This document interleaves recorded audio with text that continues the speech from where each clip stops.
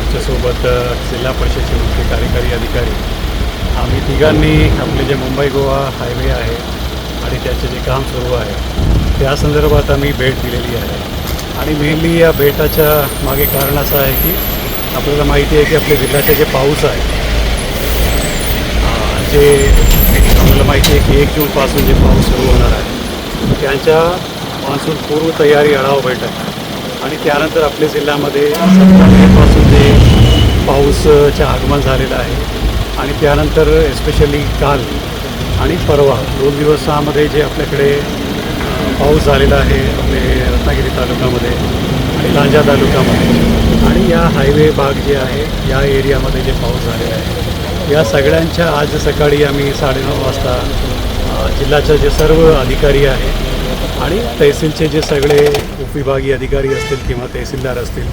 किंवा आमचे सर्व यंत्रणा जे आहे त्यांच्यासोबत आणि तसेच आपले NHAIचे जे अधिकारी आहेत या सर्वांच्या सोबत आज आढावा बैठक घेतला आणि त्यानंतर जिल्ह्याच्या रिव्ह्यू घेतल्यानंतर जे आमच्यासमोर जे विषय आलेला आहे त्यापैकी एक महत्त्वाचा विषय होता की मुंबई गोवा हायवे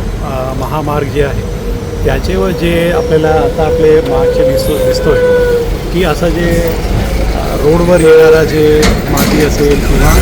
जिथे जिथे खड्डे पडलेले आहेत किंवा जिथे जिथे आपल्याला इमिडिएटली प्रायोरिटीने 1 जूनच्या पूर्वी आपल्याला जे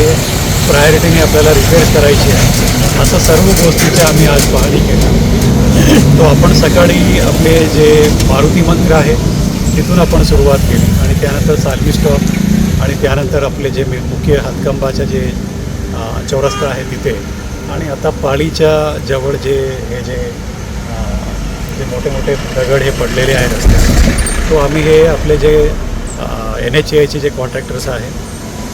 3-4 कॉन्ट्रॅक्टर्स आहेत आपण त्यांना इन्स्ट्रक्शन्स दिलेले आहे की सगळे काम जे आहे हे 1 जूनच्या पूर्वी आपण हे सॉर्ट आऊट करायला पाहिजे आणि यांच्या जे दुरुस्ती असू द्या किंवा हे जे माती हे जे दगड हे काढलं पाहिजे हे काढायचे निर्देश आम्ही दिलेले आहेत. टाइम्स डिजिटलला लाईक करा, सबस्क्राईब करा, शेअर करा आणि बेल आयकॉन दाबायला विसरू नका. पाहत रहा टाइम्स डिजिटल.